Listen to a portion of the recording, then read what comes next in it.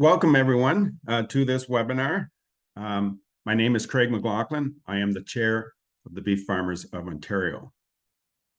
Thank you for taking the time to join us today.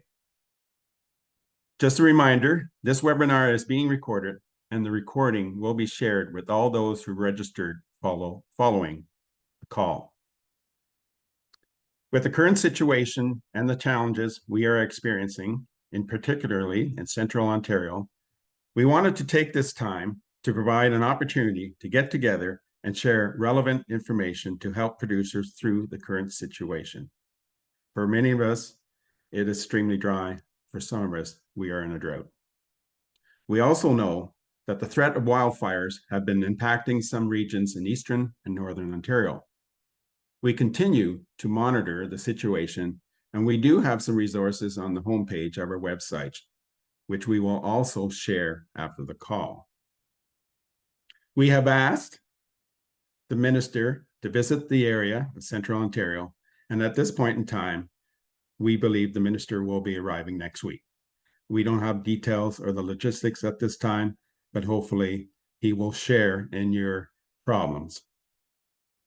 For this afternoon's sessions, we have 5 presenters to present on financial program support, livestock management considerations, and mental health resources. I'm going to introduce the speakers now, and I will introduce them one by one as it's their turn to speak. But from Agricor today, we have Debbie Brander. She is Manager, Product Management and Industry Relations, and she is here to present on business risk management programs and production insurance coverage. From OMAFRA, we have Chad Mader, who is a beef specialist, and James Byrne, who is also a beef specialist, and Christine O'Reilly, forage and grazier specialist. And they will present on livestock management options, including considerations of salvaging dry weather damaged crops for livestock feed.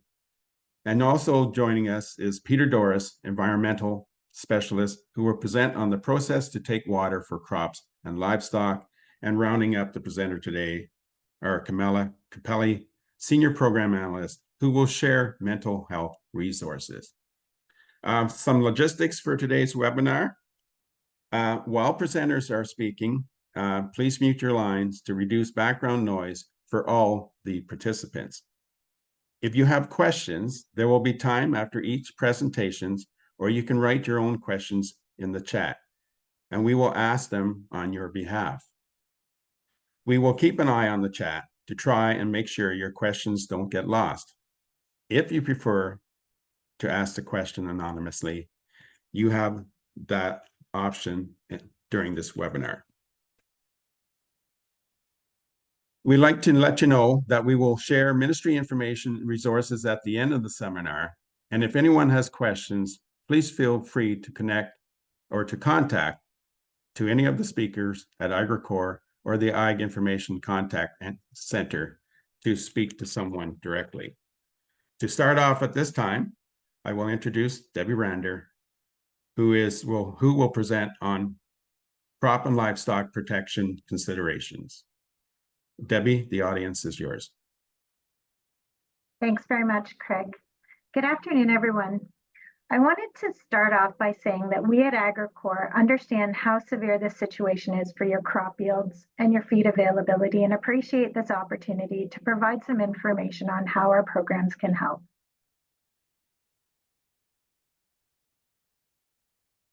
Most importantly for us right now, we want to talk to our customers individually to make sure we understand your situation and can help review your options and next steps to help you make decisions that are best for your farm. We are ready to walk customers through the claim process, as we know that getting payments made as quickly as possible is essential. So this slide highlights how production insurance, agri-stability, and the risk management program work together to cover the risks you face as an industry. In particular, production insurance covers yield losses due to dry conditions, and agri-stability covers extreme yield losses, in addition to lost income or higher expenses, such as trucking water or moving livestock to different pastures. In the next few slides, I will talk about each in more detail. I'm going to be focusing on production insurance coverage first. I'm going to focus on grain and oilseeds and forage coverage, but if you're on the call and you have coverage for other crops, the coverage works very similarly. A number of farmers across the province have coverage for their grain and oilseed crops. Crop losses due to the dry conditions you're facing right now are absolutely covered under the program. To review how production insurance works, you're assigned a guaranteed level of production that's unique to your farm for each crop you insure, so a separate one for corn, soybeans, wheat, etc. It's based on your historic production and your selected coverage level. If your actual yield this year is below your guaranteed production, which it will be in many cases, you will be paid a claim for the difference. These next couple of slides are talking about features that are really important in situations like extreme dry weather. A key feature of production insurance coverage is the flexibility to accommodate crop harvested for different end use, like grazing or chopping as green feed. So this feature is available regardless of the quality of the crop. For example, if the crop does not need to be damaged in order for Agricorp to consent to it being used for a different end use than originally intended. We have a process in place to establish a yield value based on the crop in the field, and we take into account any damage because of an insured peril, which in this case is obviously dry conditions. If the crop has minimal value and is used for a nominal use, we will assign a nominal value. On the other hand, we would want to also reflect any higher yields in an equivalent yield to ensure it's reflected in your average farm yield, which is the basis of your future coverage. We also know that there's crop that's already severely damaged to the point of questioning the value of harvest. We know this is a very difficult and stressful situation when it happens. That's why we would definitely want to talk through your coverage and impacts when you make this type of decision to abandon your crop. If the crop is determined to be impractical to harvest and have no feed value, we will assign a zero yield to those acres. That zero yield will be used for any production insurance claim purposes. I also, though, want to share how this affects your future coverage.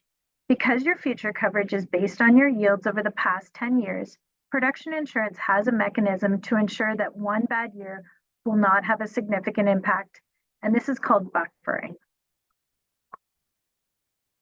Buffering is done automatically for all customers.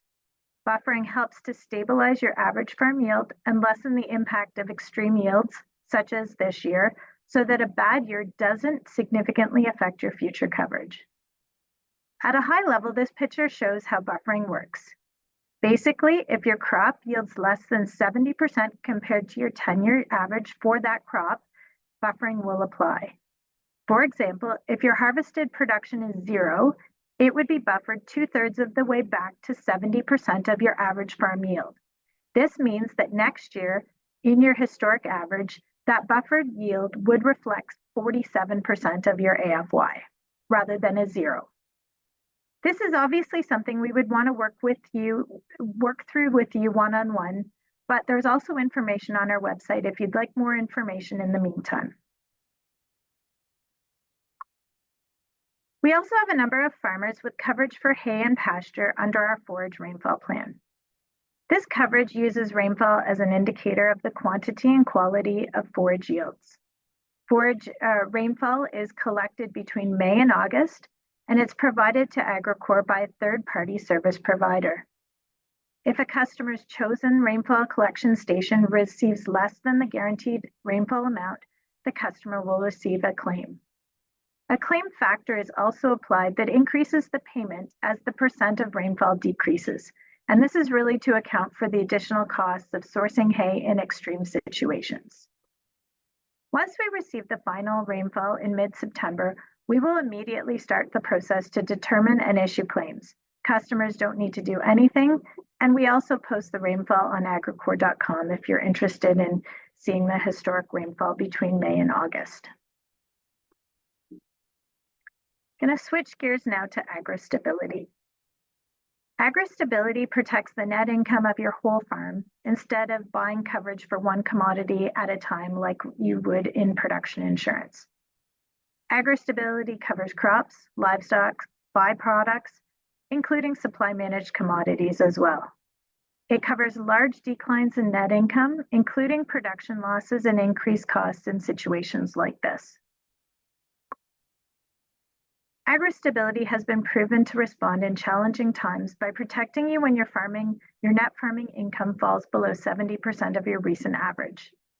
This slide includes a picture from our website, agricore.com, of how the program works. On our website, there are also simple videos that explain how to participate, program features, how payments are calculated, and other information. I wanted to note also that to improve support for our farmers, the federal and provincial governments have increased the agri-stability compensation rate from 80 to 90% for the 2025 program year. This means if you do get a payment for the 2025 program year, it will be calculated with a rate that's 10% higher. An important feature of agri-stability that I wanted to point out is an interim payment. An interim payment is a feature that can provide cash flow now when farmers need it most. If your income has declined substantially and you have completed 6 months of your fiscal year, you can submit an interim payment application. Interim payments are 50% of the estimated final payment. You can call us or look on our website for the application, and we'd be happy to walk you through the process. Finally, I'm going to talk about the risk management program. Risk management provides protection from low commodity prices and production costs. Coverage is not tied to production losses or yield losses, but knowing the timing of any possible payments may be important to customers also dealing with dry conditions. I've outlined them on this slide. For RMP for livestock, which includes cattle, sheep, veal, and hogs, payments for quarter 1, quarter 2 typically are issued the end of September, quarter 3 in December, and quarter 4 in March. For RMP grains and oilseed customers, pre-harvest payments are issued in November and post-harvest payments in May.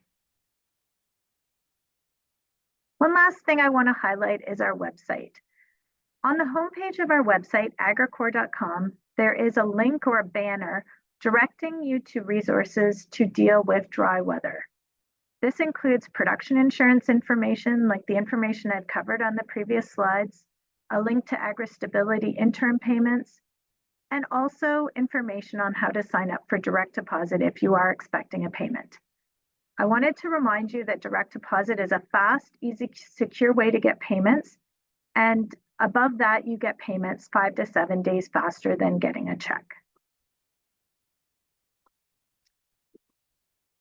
Just in terms of recapping my presentation, Agricore staff are ready to answer your questions and can walk you through all your coverage options and the claim process based on your individual situation.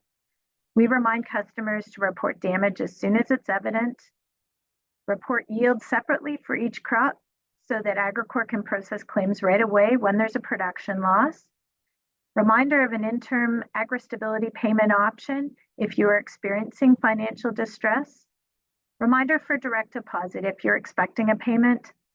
And finally, to consider other programs such as AgriInvest if you're looking for options for cash flow. With that, I'm going to invite John Cumming from the ministry to join me for the next couple of slides to talk about AgriInvest as well as some other options you may be able to leverage. Thanks, Debbie. And you finished off the last slide by just mentioning AgriInvest, and we thought it was important to kind of mention this program. It is a cost shared government program. It's run by Agriculture Canada, and I know a lot of producers take advantage of it, which means that people access the cost match, the deposit match, many years. Now, there's no rules around when you take it out, and so I acknowledge that a number of people will have emptied their accounts. Maybe they've used it for on-farm investment. Maybe they've put it into a different savings mechanism. But we would just ask that people consider their agri-invest if cash flow is a significant barrier at this point in time. And so at the next slide there, Debbie. And I think the other thing that we wanted to mention as well, that we acknowledge that it's a tough period. People are stressed. And just as Debbie highlighted the possibility of going to Agricor to talk about crop insurance options, to talk about, agri-stability options, there's other lenders out there, and folks are worried about their debt servicing, whether it be with traditional banks or credit unions, or kind of the ag specific lenders that are out there like Farm Credit Canada, or probably many of you take advantage of ACC and the options that they provide, whether it be like the provincial commodity loan program or the federal advanced payments program. I think the message I'd like to give is just please contact your lender, to discuss situations. If people are experiencing financial distress or they're concerned about debt servicing, I think having conversations earlier in the process is probably the most helpful way to approach that. I think that's all I wanted to say, Debbie, and we'll stop there.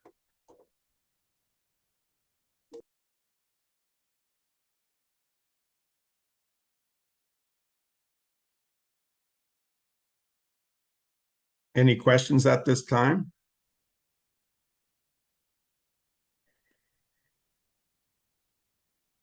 So just a reminder for people, you can put questions into the Q&A function. I do see that we have a few people here with raised hands, so we can move forward with prompting those to be able to ask their questions live. So I see Justine here allows, so I can ask you to unmute there, and you can feel free to ask your question live.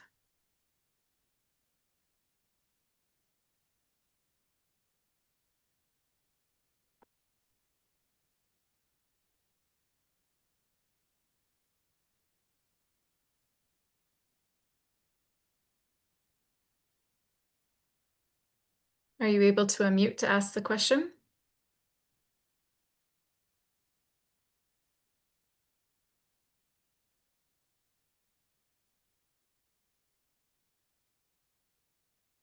Okay, while we're waiting there, we'll move to one that now is in the Q&A function. The question is around, has the Agri-Invest eligible amounts been sent out yet for this year? They get sent out according to people's tax year ends. So Agriculture Canada, who runs that program, send it out after people complete their tax year end. So yes, the 2024 ones have been sent for the earlier in the tax year end, and I believe have caught up to the rest of the 2024s. Okay, thank you. And you guys are correct with this format. There isn't an unmute button, but if you do raise your hand, we can prompt you to be able to unmute. So if anybody does want to ask that format, I can, which yes, the other one just hasn't unmuted to ask, but please feel free to use the Q&A. And that makes it the easiest for us to be able to see the questions coming in and keep track of those that we're able to answer. So we'll give a couple of minutes here, maybe as some are working to type those questions in that they had their hands raised for. We just had a follow-up question regarding the eligible amounts that were sent out, saying if you have misplaced the letter, how can you get that amount or get access to that again? For Agri-Invest, again, I'd ask that you contact Agriculture Canada. I believe that number was in your slide, Debbie. I'll just share that. Yeah.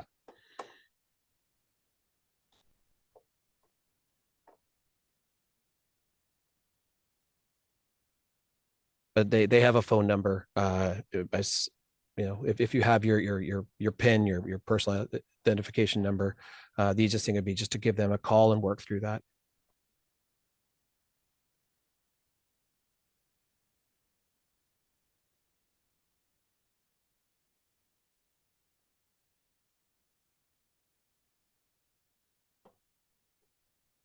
Thank you for that. Again, for everyone, please, if you could use the Q&A function to type those questions in, makes it the easiest for everyone. And Leanne has popped in the chat as well that AAFC number. Again, these resources that are going into the chat will also be shared when we share the recording with everyone that's attended. We do have another question here, Craig. How would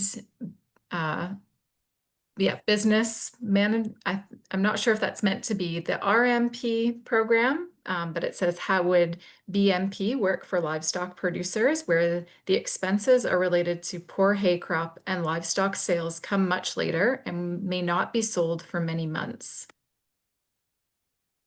I can answer part of that question from an agri-stability perspective. So definitely the agri-stability program recognizes that farmers may market their crop at a different time than the program year.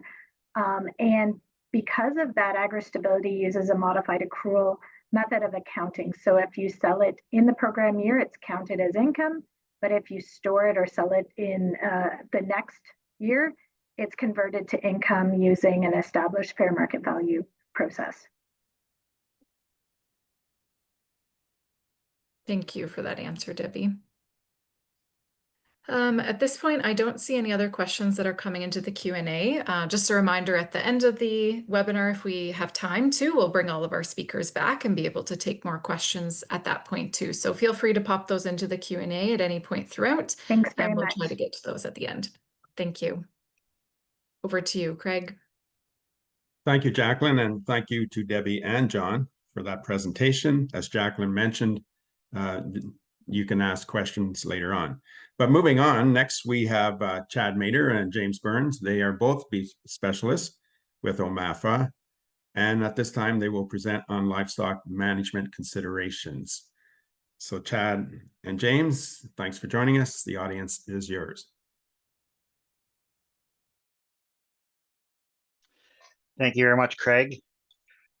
Yes, we're just going to go through some sort of considerations specific to livestock.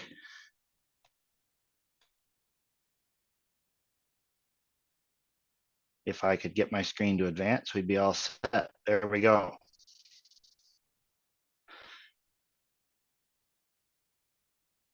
So the obvious challenge that a bunch of us are facing in these dry conditions is maintaining feed supply for our livestock, whether that's pasture or harvested feed. And the solution to any supply challenge is to either increase the supply or decrease the demand. And so we're going to try and look at a few options for both. In terms of increasing supply, unfortunately, of course, we can't make it rain. So if your pastures are depleted to the point where they're not keeping up, your obvious option is to try and supplement with some hay or other forage. In terms of those hay reserves, they may be depleted or becoming depleted either because your yields were poor or because you're now having to feed hay in a time of year that you're certainly not planning to. And so now is a good time to start looking at what you think you might need, maybe based on some different scenarios versus the inventory you have. And the goal, I think, at this point in the year is trying to figure out how bad a position you're in terms of that feed inventory. Is there hay or other feed available to purchase in your area? And then kind of get an idea around at what point you need to start executing on some of these options. Maybe you're in an okay position now, but if you hit a certain point and still have no rain, you might need to make purchases and trying to sort of plan ahead for when you might need to pull the trigger on things like that. And then just to note, Christine is going to talk a little bit later as well about some alternative options for forages. We want to talk about decreasing the demand. Obviously, if you can reduce the number of livestock you're providing feed for, it'll reduce the demand on your feed. Way to make a bit of a difference is certainly marketing any cull animals you have as early as you can. You can consider selling yearlings, calves, lambs, etc. earlier than you'd initially planned. But I would sort of caution people to look at the cost benefit of selling animals early versus what it would cost you to purchase feed and stick to your sort of original marketing plan. Something I definitely want to highlight, I think, here is that we want to keep a herd or flock reduction as an absolute last-ditch resort. We've been working hard to build the breeding flock or herd for most of our commodities here the last few years, and we'd hate to see that depleted. And just sort of an example for consideration, if somebody was to consider getting rid of 10 otherwise productive cows just in an effort to conserve hay, and then to go and replace those 10 cows with bred heifers next spring, I think it's a pretty reasonable estimate, maybe even a little bit low, that could cost you $50,000 plus or minus, maybe plus.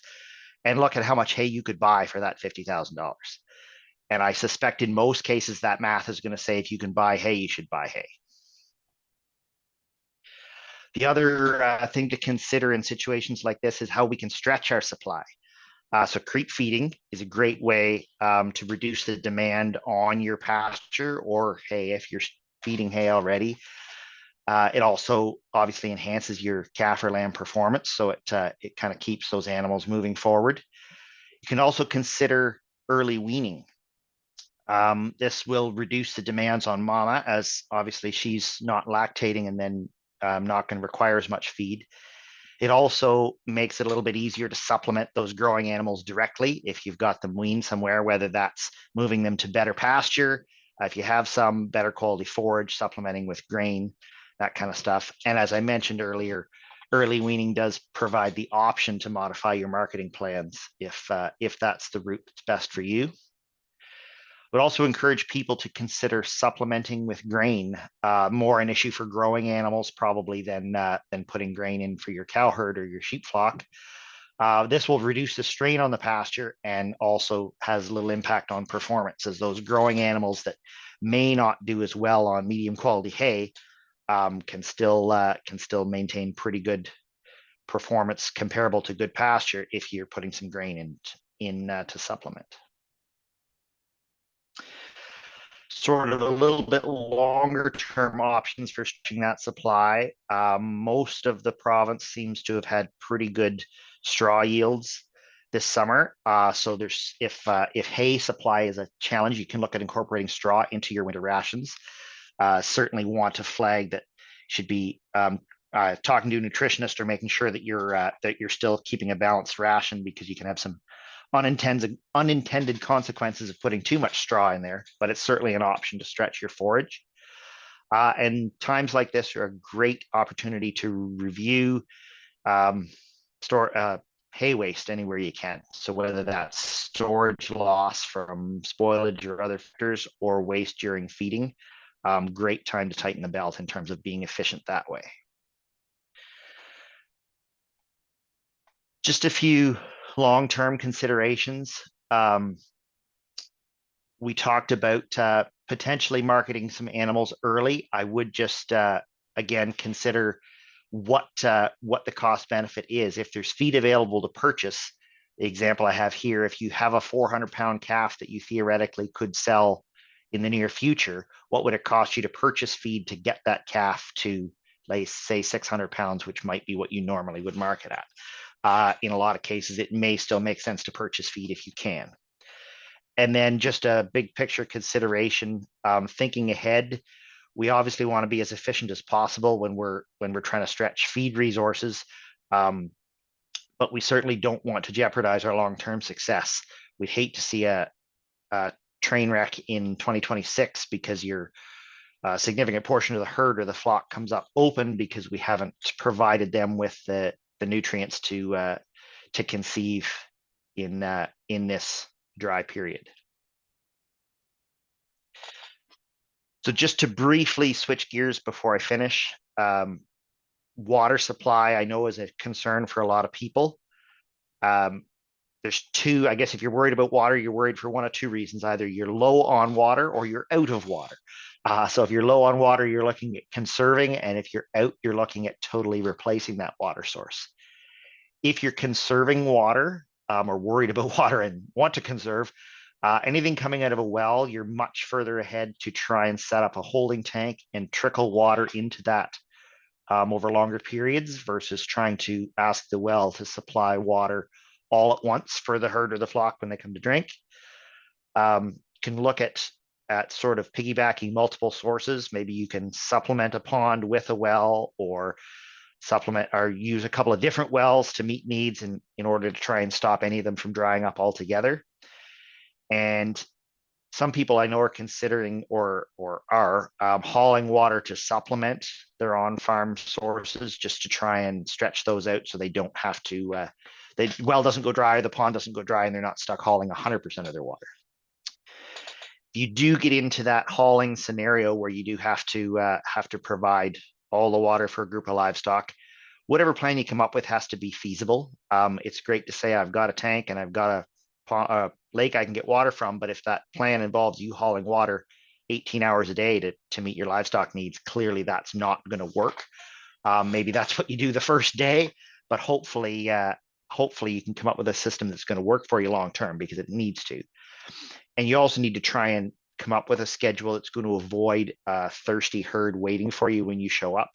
Then you get into fighting for water and stress on you and the animals, and also concerns around, is everybody really getting all the water they need? And anybody that's got any concerns at all about water, I would encourage you to think ahead. Hopefully you're in an okay position for now, but if things continue to stay dry, what might you do if it becomes a problem? And try and sort of have some of those options in your pocket if you need them. Trying to be an optimist for a minute. Couple things to keep in mind for most of the province and most of our dry areas at the moment. I think first cut yields were reasonable, and a lot of people did go into the year with pretty good inventories because yields were pretty decent last year as well. So hopefully for most of our areas of concern, there is still forage around. And I'm not trying to suggest that everybody on this call has lots of hay sitting in the yard. I'm just suggesting that hopefully there's some in the general area. So we can take that versus some other extreme events in the past where we've had to look at hauling feed from out of province or long distances. Markets for the most part are strong. So as much as we don't want to look at a massive cull, when you do get to marketing livestock, at least at the way things look, there's going to be a decent revenue stream there for you to work with. So that gives us a little bit more optimism maybe than if markets were poor. And for people that are stuck having to haul some water, most of the central Ontario area is relatively close to bodies of water. So at least it's not the option we want, but at least it's relatively feasible for most of us. And then we've talked a few times about grain supplementation. Prices do seem to be reasonable based on reports out of the US earlier this week, potentially even trending a bit lower. And so it makes it a little more palatable for people that are needing to supplement with grain. So I've got a slide here, and obviously this will be available later on with some resources. Some of these are OMAFA resources. Some of these are from Beef Cattle Research Council. And there's an article here that was written for a previous drought. And with that, contact info for both myself and James, the other beef specialist. We're certainly happy to try and answer some questions now if we can, or feel free to reach out in the future.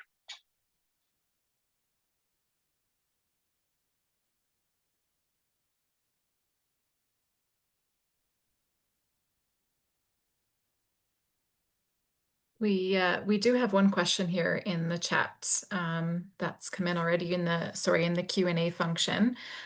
Just asking, are you projecting slightly reduced hay availability or increased prices going into the fall or winter? And Christine O'Reilly from OMAFA here as well has maybe offered to start off answering that question first. Sure, Christine, you go ahead. Yeah. So unfortunately, I don't have projections because I don't have any hard data to work with. Because most of the hay that's grown in this province is used on the farm where it's grown, and sales are done farmer to farmer. Very little of the crop runs through auction. So in terms of price data, we don't have it. Your local classifieds are your best indication of what hay is going for in your area, because markets do tend to be very, very local. And it kind of is the same thing with availability. Often your local classifieds give a good indication of how much hay is available in your area, but it's not like checking the Chicago Board of Trade on grain to see what prices and based on that availability look like. So unfortunately, that is a very local kind of a situation, and it has a very local sort of answer that at the provincial level, unfortunately, I can't hazard a guess on that. Thanks, Christine. We do have another related question to that. Are there any indications that producers, whether it's lamb or beef producers, are starting to cull herds and starting to put some downward pressure on prices that we're seeing? So, sorry, James, do you want to go ahead or do you want me to start? Yeah, no, I can answer that part. I mean, and maybe you can answer maybe on the sheep side, Chad, because I think you're kind of familiar on that side as well too. Certainly, there's no indication that producers are liquidating herds to deal with the drought situation at the moment, and the market situation, as Chad mentioned, looking forward, the market does look to be fairly strong going forward, and I don't suspect there will be any change in that. I don't know do you want to make a comment on the sheep side, Chad? I would echo that for the most part. I mean, if there's too many lamb producers on the call, I don't want them sending me hate mail. The lamb market's probably not as strong as the cattle market, but I think it's reasonably solid. But same thing, I'm not having any indication that we're looking at major liquidations. And in terms of the market, of course, I mean, we're driven by North American markets, and even if we do see a small increase in marketings or cattle going to like stockers or yearlings going to grass, or pardon me, to sale earlier this fall, I'm not sure it's going to make a big enough difference based on the strong demand to see much of a difference in prices. Fingers crossed. Careful, you might be held to your thoughts here, at least, Chad, of what's going to be happening. But Leanne popped in the chat as well from the Ontario Forage Council, their hay listing, which I think Christine will highlight as well in her presentation. But we don't have any other questions right now in the Q&A. So Craig, maybe I'll turn it back to you and we can take further questions at the end. Yeah, thank you, Jacqueline, and thank you, Chad and James. And remember, direct your hate mail to Chad, not James. Don't even need to introduce Christine O'Reilly. She's already on the screen, but if you don't know her, Christine O'Reilly is the forage and grazer specialist with OMAFRA, and she will present on pasture management considerations. We're on the screen, forage and pastures options. Welcome, Christine, and the audience is yours. Thank you so much, Craig. Yes, so I will try to move through this fairly quickly because I know we're tight on time, but resources will be shared afterwards. I also encourage you, go back to the recording. There's QR codes and web links all throughout my slides, and you can get them again by revisiting the recording. And there's more information on everything I'm going to touch on based on those resources that are embedded in the presentation. So I was asked to start off by just touching a little bit on perennial forage crop management. I know many of you are kind of past this point, but for those who maybe still have a bit of wiggle room in terms of the length of time you've been dry, alfalfa can be cut if it's tall enough and it's been at least 30 to 35 days since the last cut. It'll regrow from the crown when we get rain again. Red clover or bird's foot trefoil, if they're cut when it's this dry, it will thin the stand.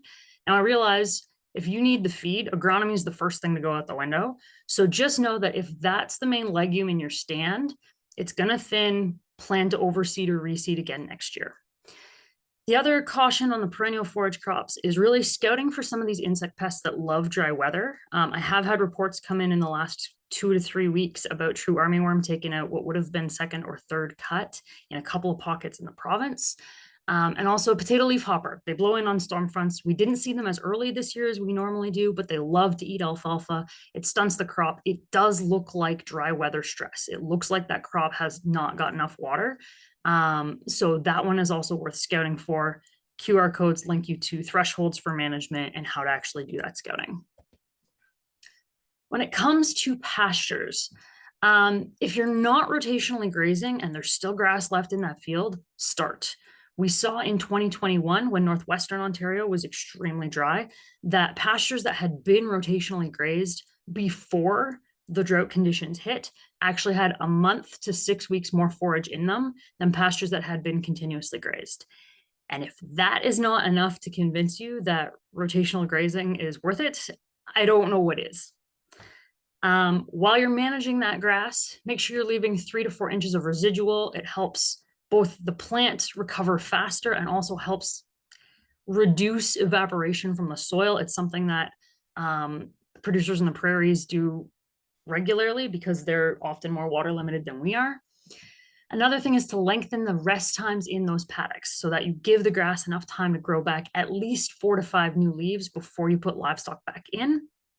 Strategies you can use to help lengthen that rest period is combining different grazing groups into one group so that only one paddock's being grazed at a time. The rest period is longer on everything else. Increase stocking density. So that means giving the herd or flock you have less space at a time and moving them more frequently. Okay. Stocking density is about that grazing event, how much space they have. It's not about the total number of animals you have. Okay.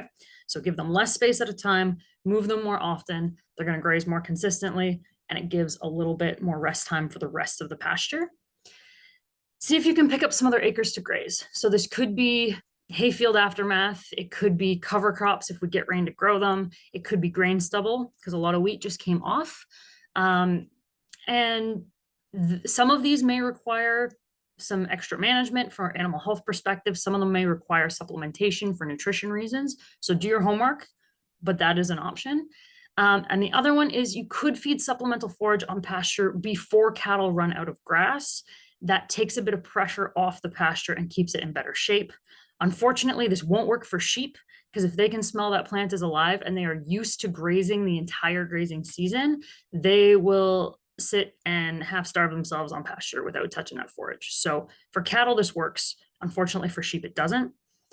If you are totally out of grass on those pastures, see if you can pull the stalk off and feed in a barn or yard. That just gives the grass a bit of a chance to recover without being hammered again by livestock and keeps it in a better condition for later this fall or going into next year. Fall actions for recovery on the perennial stuff before I hit into what are our options now, because I am getting there, I promise. Fertility is the big one, really, is making sure that you've got nutrition for the crop so that eventually it can provide nutrition for your livestock. So for grassy pastures and hayfields, applying 50 to 75 pounds of nitrogen per acre will really help encourage tillering with that grass and get it in a much healthier condition going into winter. Potassium, potash is most helpful in the 4 to 6 weeks before the start of the alfalfa fall rest period, because potassium is part of water regulation. It's part of the hardening off process. So for most of us, the ideal time to apply K is now. And since if you're going out to apply K, you might as well apply your phosphorus as well at the same time. And the rates for those are really based on a soil test. So if you don't have a soil test that's less than 3 to 5 years old, I would encourage you, that's something you can do. You can pull one. And there are charts on pages 78 and 79 in the Guide to Forage Production that outline, based on your soil test, how much P and K would that hayfield or pasture need. Okay, that's getting our perennials sorted out. What can we do now to boost inventories? A big one that I'm getting questions about now is using grains and oilseed crops as forage. Now, Debbie mentioned it in her presentation. If the crop is insured with Agricor, they need to approve a change of use. So the official recommendation is to call Agricor first, but I might be a bit cheeky and say call Agricor second, because the other thing you need to do is check the labels of all of your crop protection products to make sure that the products you've sprayed on that crop don't prohibit using it as grazing or for forage. So the best way to do that, whether you have the labels from your jugs or not, is to go to the Ontario Crop Protection Hub. If you scroll down, there's a product search. Click on that, type in the name of the product that you sprayed or that a neighbor sprayed if you're working with your neighbors on this, and it will pull up a profile on every product that is labeled for use in Ontario. So type in the name, you can pull up the product profile that way, click through to Health Canada's website, and there will be a little link. It's usually like a registration number sort of a thing. But if you click that link, it will bring up the most current label for the product. And the reason that I like doing this on a computer rather than on a physical label is then you press Control+F, and that will drop down a little search bar at the top of the label, and you can type in the whole list of keywords one at a time, and it will find that keyword in the label, because protection product labels are a nightmare to read. None of them are structured exactly the same way. So if you were to go Control F, search pasture, it will highlight every time that document says pasture, and you can skip right through and find them. And that will help you very quickly figure out if the product has a pre-grazing or pre-harvest interval that would maybe be too late and prevent you from using that crop as forage. Some labels will tell you straight up, do not feed this. And that means that there's something in that formulation, not necessarily the active ingredient, but something that may be harmful to your livestock. Some labels are silent on this. They don't mention anything about feeding crops to livestock, which means it hasn't been tested. And that's pretty darn risky. So that is the best way to figure out if there's something that's been sprayed on the crop that would prevent you from using it as feed. Once you've done your homework, if the crop's insured, make sure you call AgriCorps so that they can do the paperwork on their end to release the crop. So what do these options look like? Corn could be grazed, it could be ensiled, it will not be put up as hay or baleage. We are in a situation now where I strongly encourage you to test the moisture content on that corn. It's probably drier than you think it is, and that can be a fire hazard if we're putting up silage. So if it goes up slightly dry, delay feeding that until January, February to keep that silage cool when you open the silo. But if it's really, really dry, it might be better off to graze it. If there's any sort of grain fill happening, make sure you're strip grazing corn. So I would still encourage strip grazing corn if you're grazing it anyway, because of how large and stemmy that crop is. The idea is use temporary fencing, give them at least 1, but no more than 3 days worth of grazing at a time. And that way, the first part of that grazing period, they're eating leaves, and the second part, they're eating stems, or if there's cobs in there, it'll be cobs, leaves, then stalk, and then we move them to a fresh strip. So that manages that. If there is grain fill, that also helps keep rumen acidosis risk fairly low. The other thing to be very aware of on corn right now is there's a high risk of elevated nitrates in that crop, which can poison livestock. That can kill them if the nitrates are too high. Nitrates tend to accumulate in the bottom of the plant. So sometimes raising the chop height can help. Getting it tested, though, is really the best way to go, and work with a nutritionist to dilute those rations. A TMR mixer is a godsend in a situation like this, but it can be done component fed carefully. The other major hazard that we need to be aware of is silo gas. High nitrates in the crop means a high risk of silo gas being produced. So please be careful, use all your best practices when working around silos, and be aware that this is a high risk crop if you're salvaging it. As always, corn is not great at protein. So if you are switching onto a very high corn diet, your stock might need a protein supplement. Soybeans, they're very, very unlikely to pass the pesticide label check. Unless someone was planning to use them as forage from the beginning, there's almost nothing that we typically spray on beans that are safe for feeding, or have a pre-harvest or pre-grazing interval that's short enough that we could practically use this crop. However, if there are no beans, like if those pods are not filling, you could graze it. I caution you against grazing it once the pods start to fill, because raw soybeans can cause ammonium toxicity, which can kill ruminants. So that's vegetative is fine. You might be dealing with a bit of bloat risk, but otherwise should be fine. Once the pods start filling, that's risky. I've got some sources that say if the crop is vegetative, it might dry for hay. But I don't know of anyone in Ontario who has done that, and our humid climate can make drying some of these annual crops a bit tricky. So maybe, but it's not going to preserve as baleage or silage because it doesn't have a ton of sugar in it. So there's not a lot of substrate to ferment. It's very difficult to pack tightly, so it's hard to exclude the air. And soybeans, just even if you get that right, they buffer like crazy against a pH drop. So I would hate for anyone to put in the effort and open up the silo or the wrapped bales a few weeks later and realize you've got a slimy, rotten mess you can't feed. So of all of these crops, soybeans are going to be the toughest. I'd say stay away. They're probably not going to pass the pesticide label check. Canola could be grazed. It's not going to store. There are some animal health risks related to grazing brassicas long term. So this is a shorter term thing. They're also very low in fiber, so you're going to need some hair strut on there to just help keep those digestive systems healthy. And as always, test it and supplement because there might be other things missing. Now that winter wheat is off, we do have an opportunity to get a cover crop in to boost inventories. And the research we have says that the best bang for your buck is 80 pounds an acre of oats, plus 50 pounds an acre of nitrogen, and expect a fungicide application to prevent crown rust. Because if we get the rain to get this out of the ground and going, crown rust will try to take that crop. So the fungicide is absolutely worth it. I ran some cost scenarios.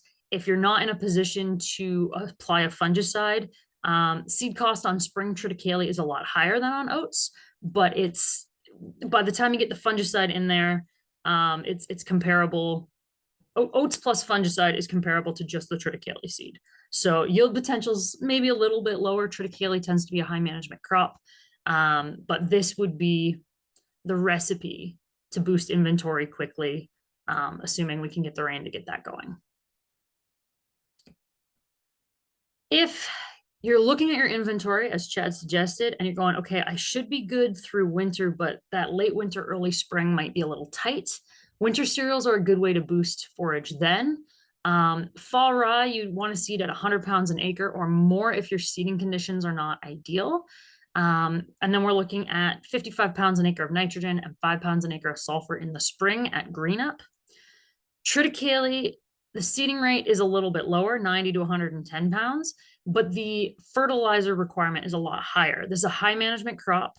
So we're looking at 120 pounds an acre of nitrogen and 12 pounds an acre of sulfur at green up in the spring. That will get you a comparable yield to the rye, but much better standability. If you hit rye with that kind of nitrogen, it'll fall flat. So that's kind of our winter cereals. That might give you a little bit of light grazing in the fall, but really this is the winner for boosting early spring inventories for early grazing or for baleage or haylage. You may be in a position where you can locate some stover for grazing. This is a great option for dry cows or dry ewes, but you've got to make sure you've got the trio of fencing, water, and handling system. So I will remind you that the ground is dry, which means electric fences aren't shocking too hard right now. We just don't have the moisture in the soil to carry that charge. So if you are looking at grazing stover, make sure it's with a group that are very well fence trained and that know what that fence does and respect it, even if it's not hot. Chad already talked about water. The handling system is the piece that often gets overlooked. And basically it's easy to turn stock out on a field. It's a lot harder to get them rounded up again. So have a think about how you would handle that part of the equation and figure out how you would pull stock off that field when they're done. And the other piece on grazing stover is just making sure that you're getting a feed analysis done so that you're supplementing appropriately to make sure that breeding back is going to go as smooth as possible. When it finally does rain, and for some of us that was Monday night, there's a very high risk in nitrates in corn cereals and grasses after these rain events that kind of crack that drought. And that's because water is moving nitrogen into the plant. The nitrogen's been in the soil, the plant can't get it, the water brings it in. And it takes about a week for that plant to turn a lot of nitrate into protein. So wait 5 to 7 days before harvesting or grazing. And again, if you're nervous and you're grazing, you can leave taller residual because most of the nitrate will be in the bottom of the plant. You can also chop a little higher because most of the nitrate will be in the bottom of the plant. Please get a nitrate test done. This is not part of the standard forage analysis. It's its own separate test that the same labs offer.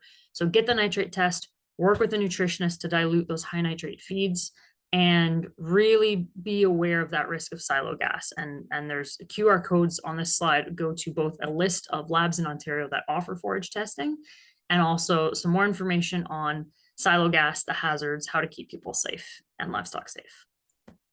So I've got my contact information up on the screen.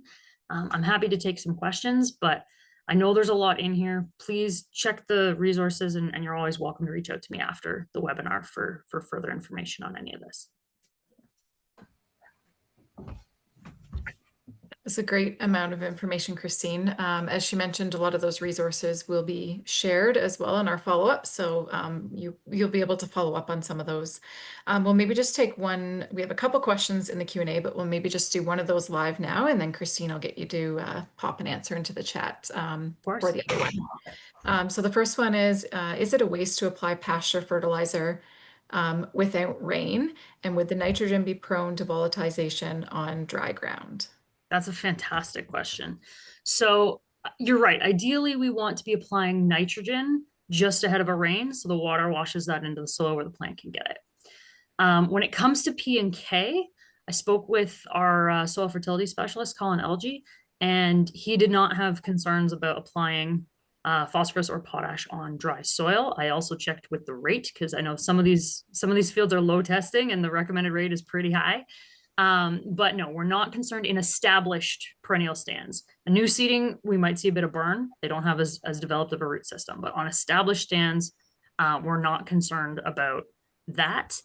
To the volatilization of nitrogen piece, yeah, your source matters.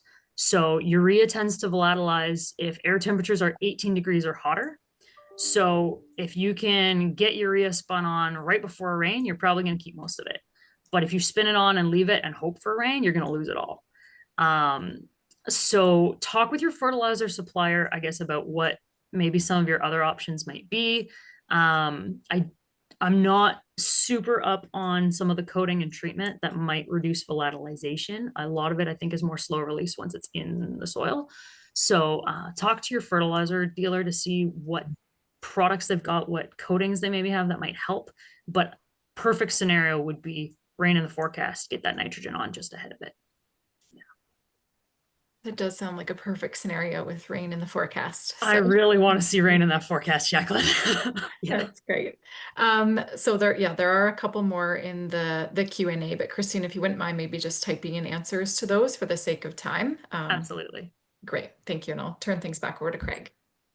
Thank you, Christine. And moving right along, next we have Peter Doris. He's the environmental specialist with OMAFRA. Peter today will present on what you need to know about water taking for crops and livestock. So welcome, Peter. Thank you, Craig. And I'm just getting my slides up here momentarily here. Hopefully everybody can see that. So hi, everyone. Peter Doris, as Craig mentioned, work out of East Central Ontario. So know what a number of the people on the call are experiencing.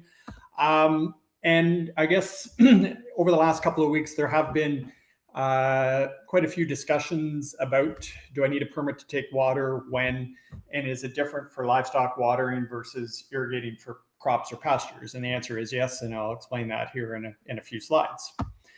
So first of all, and Chad started down this road a bit in terms of water needs for different classes of livestock. So depending on the type of animal, the class of animal you're watering, there are some different needs. These figures are in liters per day. And if you go to the fact sheet that is referenced at the bottom, you will see that these are the maximum figures. And the reason I chose the maximum figures here was in the hot, dry weather, that is when animals typically are going to drink the most. So the beef cow with the calf outside, and typically this would be a small calf, because if the calf gets very big, it's going to take a fair bit of water in and of itself. But the beef cow is almost around that 70 liters. And I'm going to come back to that 70 liters, 67 liters in a couple of slides. So just kind of keep that in the back of your mind. If we have some dairy producers on the audience, we can see that those high producing dairy cows, they're about 155 liters per day.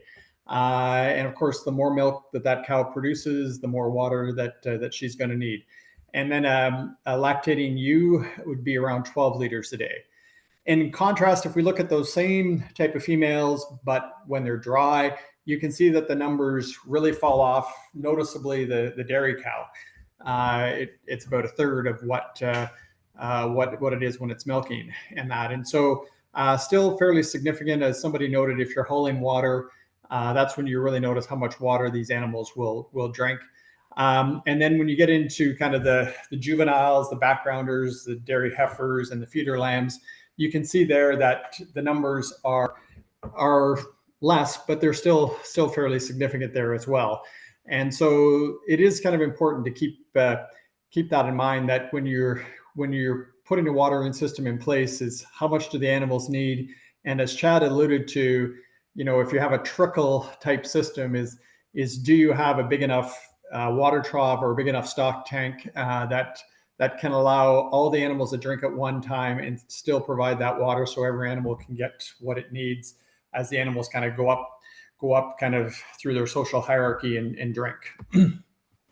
So permit to take water for livestock watering. Generally speaking, a permit to take water is not required for livestock and poultry watering for less than 379,000 liters per day. And so it's important to realize that the permit to take water, it's administered by our colleagues in the Ministry of Environment.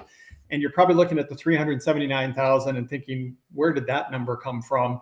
And a few years ago, I was at a meeting, and it was about Great Lakes and some of the agreements in the Great Lakes between Canada and the US. And the US, on their side of the border, I believe they have a limit for livestock watering of 100,000 US gallons. And so that's where the 379,000 liters comes from. That's the equivalent to 100,000 US gallons. And so we have basically the same requirements on both the Canadian and the American side for that.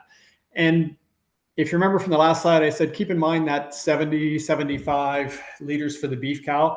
And so if you were to work that back of how many cows it would be to get you to that threshold of 379,000, it would be roughly about 5,000 cows on one site. So I think it's safe to say that in Ontario, there aren't too many people that are not aware of anybody, truthfully, that is even close to that threshold on one property for that number of cattle. Contrast that where we get into crops and pasture, the permit to take water, the threshold is much lower. It's 50,000 liters per day. And you can see that there is the highlight at the bottom there, that there is information on ontario.ca about the guide for the permit to take water. And 50,000 liters per day, sometimes we have a bit of a struggle kind of visualizing what that would be, but that's roughly, if you think about kind of a moderate sized swimming pool in somebody's backyard, quite often they're around that 50,000 liters. So it doesn't take a whole lot. And so if you see somebody who is irrigating, and it's typically fruits and vegetables, or it might be sod production, that's where you would get into where you would need the permit to take water. And the permit to take water, if you were to look at that guide, which was referenced on the last slide there, they kind of go through what is in the permit to take water. And basically, depending on what source you're drawing from, whether it's groundwater, a well, or whether it's surface water, a pond, a stream, a river, or a lake, they have three categories there. And as you move from category 1 through category 2 and 3, there will be more technical information required in those category 2 and 3 applications compared to a category 1. The permits to take water, and you'll see the address for the Ministry of Environment's permit to take water branch at the end of my slides here, are done kind of in Toronto, but your local district office of Ministry of Environment can help you with maybe with some local guidance there in terms of if you need to know, are there some consultants in your area that are experienced. The other thing that we have ran into, and I'm sure there maybe are people on the call, is you've had cattle on pasture or sheep or dairy heifers, and the dugout pond has gone dry. And so there may be a tendency to want to A, redig it out to pull out some of the sediment, or B, to dig a new one. And I guess thinking of the utilities saying, which is call before you dig. And in this case, call before you dig, that would be the local conservation authority. And there are some important kind of general considerations there. And these are a few of the highlights on this slide here. So before kind of this meeting, I scanned about 4 or 5 of the conservation authorities in East Central Ontario, sent them an email, and they responded back. And this is kind of some of their general comments that came back. So one thing is you have to be careful about, you cannot dam or interfere with a water course without approval. And so kind of that could affect both upstream or downstream. And so for obvious reasons, you don't want to do that. Any excavation or removal of soil within the floodline requires approval of the CA. And what one of the CAs mentioned was, we realize people are in a tough situation now with dry weather. In 4 or 5 months or 6 months or a year, we could be in the other scenario where we're dealing with flood situations and things like that. So you don't want to, how would you say, adversely affect kind of the flow of water that could negatively impact you or a neighbor and get yourself into trouble there. And things like, for example, I've heard of other situations where, for example, if the water flow was changed substantially, it could affect, say, a roadside culvert and things like that. And so you don't want to bring that liability there as well. The CAs that I received feedback from all said, though, that they do understand kind of this stressful situation that farmers are in, and also the urgent matter that particularly if you have livestock on pasture and they need water, they would do their best to help you as quickly as possible. And so one of them made the comment, if you call during business hours and you get voicemail, if there's a 0 out option to talk to a live person, do that and ask to talk to a person who can help you with the process there. Many of the CAs will have information on their website about maps and about where the flood line is or is not. And some of that information is quite detailed depending on the CA. So that can give you or the person who you're working with maybe some information that could help you out there.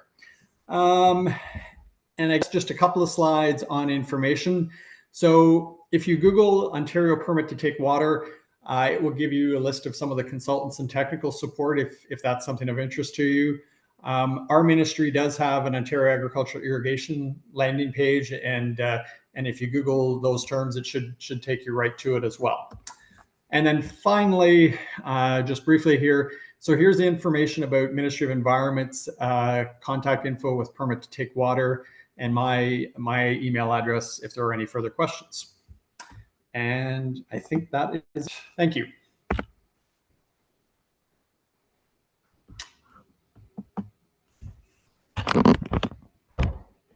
Wonderful. So I'm just looking here in the Q&A function, and we don't have any questions that have come in right now. I do see that Mike has put in a lot of the resources in the chat as well that you mentioned, Peter. So thanks for including those there for everyone.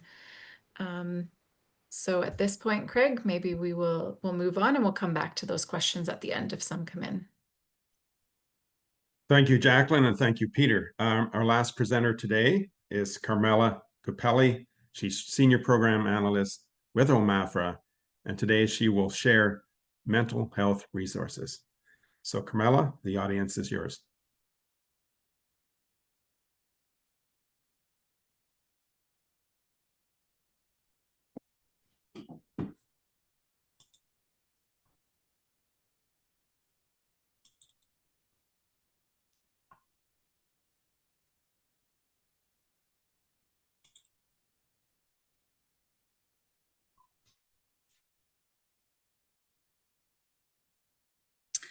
Hello, everyone, and thank you, Craig. So today I wanted to share with you some of the mental health resources available to you, your family members, and your farm employees. The ministry has partnered with the Canadian Mental Health Association of Ontario to deliver the Agriculture Wellness Ontario, which is a suite of free mental health programming tailored for the agriculture communities in Ontario. And Agriculture Wellness Ontario aims to provide essential mental health education, counseling services, and community support. Carmela, sorry to interrupt. Sorry. Just get you to put it into your presenter mode. Perfect. Thank you. Yes, I just saw that. There we go. And then just switch your display settings up top there so we don't see your next slide, if you don't mind. Perfect. Thank you. Sorry about that. So today I really wanted to focus on, I'll speak to all the programs that Agriculture Wellness Ontario delivers, but mainly the Farmer Wellness Initiative. And hopefully you've heard about it through media or attending some of the farm shows or other ag events. And the Farmer Wellness Initiative provides Ontario farms with the mental health supports by offering free, unlimited counseling services for, like, as I said, for you farmers, farm workers, and your families. And intake is available 24/7 and all year round, and is available in English, French, and Spanish. And the mental health professionals have received specific training to best serve the unique needs of Ontario farming community. These counselors have received specific training about the agriculture specific stressors through the Canadian Agriculture Literacy Program, which was provided by the Canadian Centre for Agriculture Wellbeing. And this is evidence-based training that ensures that when you call, you're speaking with someone who understands the realities of farm life, from both the from financial pressures to emotional toll of running a farm. And some of the other programs that I'll mention here is the Guardian Network, which is a volunteer peer-driven community of mental health advocates that support Ontario's farming community. They can identify when someone is struggling with their mental health and open up the discussion around mental health and connect individuals with appropriate mental health resources. Secondly, there's the In the Know program, which is a 3-hour training program delivered virtually or in person, and it's designed for farmers and their families and for those who are involved in or support the agriculture sector. In addition to this, Canadian Mental Health Association has developed some growth workshops, which are basically a quick and practical mental health workshops in less than 1 hour that can be delivered to the agriculture community. And lastly, there is a specific program that was designed for international agricultural workers wellness program. And this is to address those unique needs and for the mental health wellness that this population faces directly. And the program connects workers with both mental and physical wellness resources to ensure they are receiving the proper support as they work and live here in Ontario. Currently, this program is being piloted in Windsor, Essex, and the Haldimand, Brant, Norfolk regions. Again, it's recognized that this is a very stressful time, and help is just a phone call away, and your well-being is vital for your farm. So call the Farmer Wellness number, and the number here is 1-866-267-6255. And then here, I just wanted to share with you, here's a QR code that you could scan with your phone, and the phone number will directly download to your contacts onto your phone. So please share this code with for either for your own use in the future or share with others as well. And lastly, I just wanted to share some other helpful links to resources that are available to you, such as on our OMAFRA website. We do have a listing of mental health resources that are available, and then also some other links here to other organizations, such as your farm organizations, OFA and Christian Farmers, and also the federal government. And they all have direct links to, say, for example, the Farmer Wellness Initiative, Connects Ontario, the 988 National Suicide Prevention Helpline, and listings to the distress centers across Ontario. And I've also included links to Bee Farmers of Ontario's website, to their wellness of on the farm, which again links to the Farmer Wellness, and similarly to sheep farmers. So that's it for me, and thank you.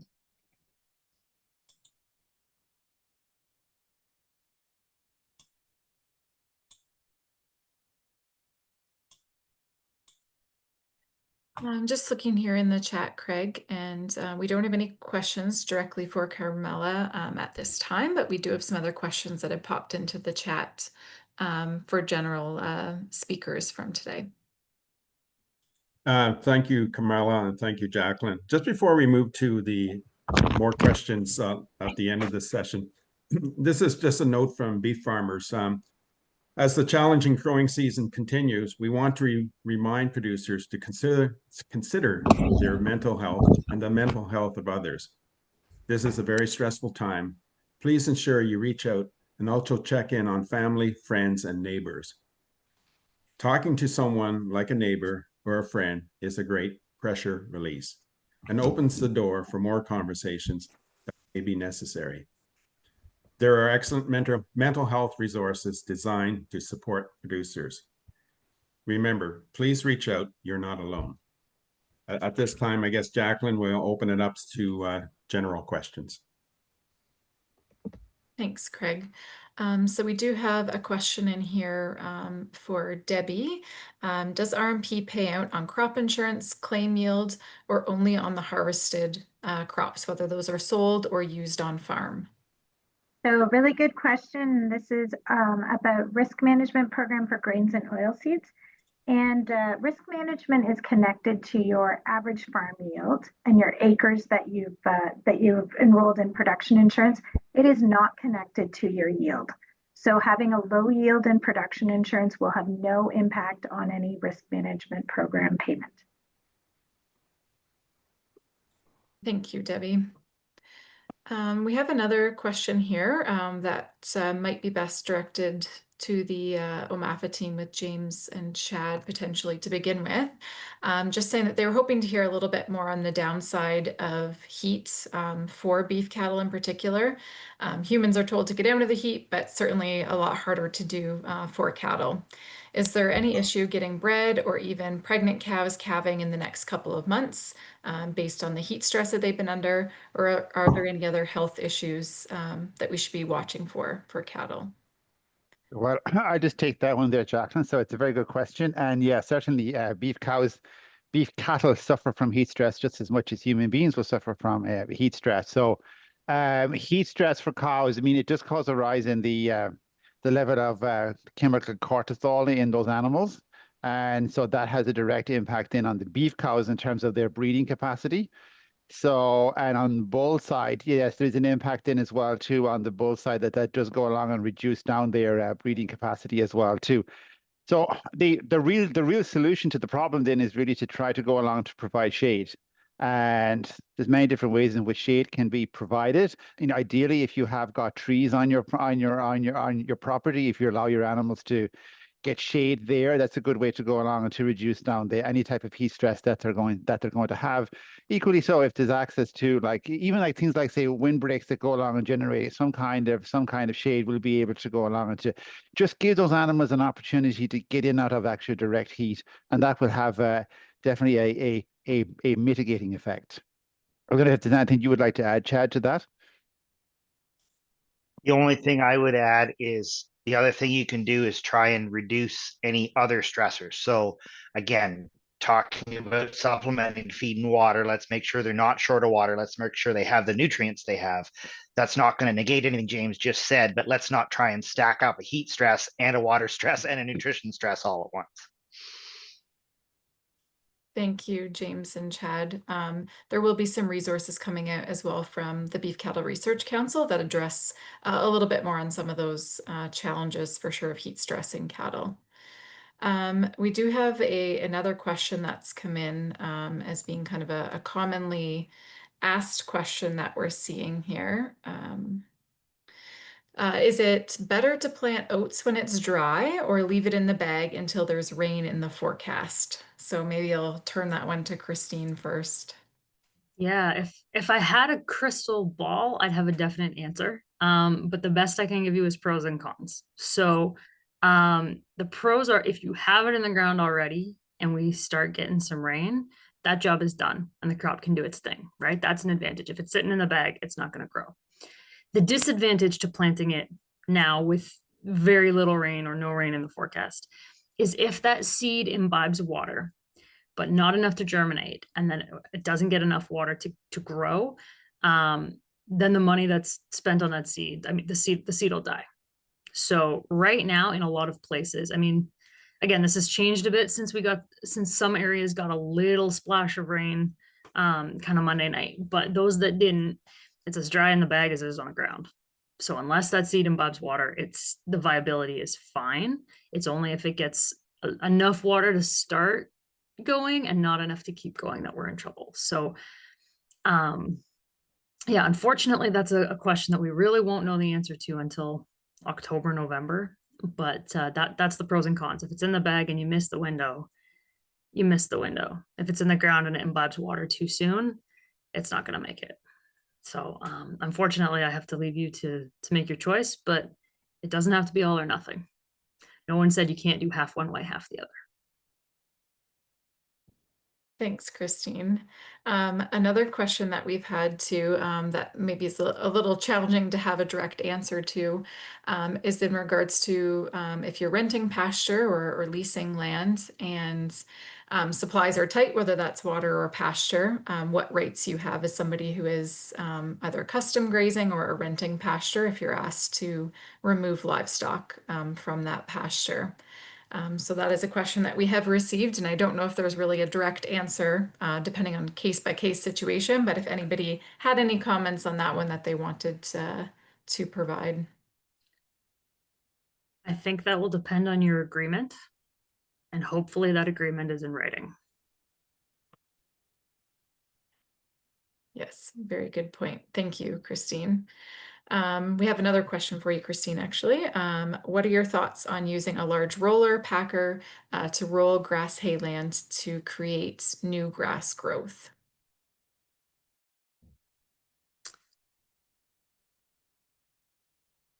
No.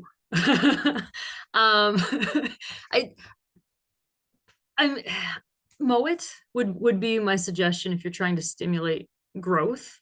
Don't mow it tight, like leave at least a couple of inches. Most grasses, they prefer cut height between 2 and 3 inches. Some of them maybe even as high as 4, but like 2 to 3 inches, fine. This 1 inch nonsense is for alfalfa. So if it's alfalfa, but 2 to 3 inches cut height. Rolling, the reason I went no, you're knocking it down and potentially creating thatch. Well, actually, potentially creating thatch on the ground. Normally, I'd be concerned about smothering, but if it's thin enough, maybe thatch acts as a bit of mulch to conserve moisture. I don't know. That's an interesting one. I think it would depend how thick the stand itself is.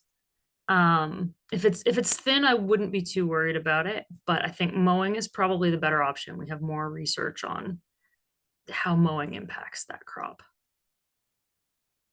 Thank you, Christine. And Glenn, you can probably follow up with Christine more if you want to continue that conversation, at least about that, because you almost had her stumped. So that's good. Yeah. We do have another question in here asking about the use of lick tubs on grass or hay. And maybe the question is, yeah, to have those out when they're on pasture or when you're using hay. So I'm not sure if James or Chad wanted to comment on the use of lick tubs. I can start with that, and then James can add if he wants. Lick tubs to me are just another way of supplementing concentrate. So you need to look and see not that all lick tubs are created equal.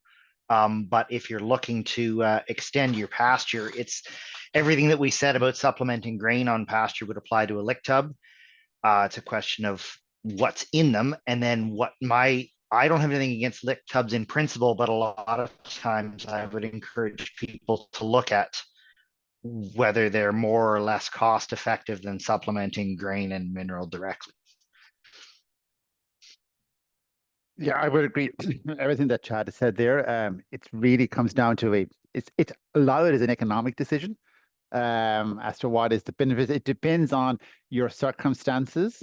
So have you got the capacity to go along? If you need to go along and to feed supplement to extend your grazing, it's a way to go along and to have you got the capacity to go along and to do it on your farm. And so if you don't, then lick tubs probably have an actual role to go along and play. And if you do, then there's an opportunity to go along there, as Chad said, to go along and to do a little bit of kind of economic analysis and see which one is the best for you in your own personal circumstances.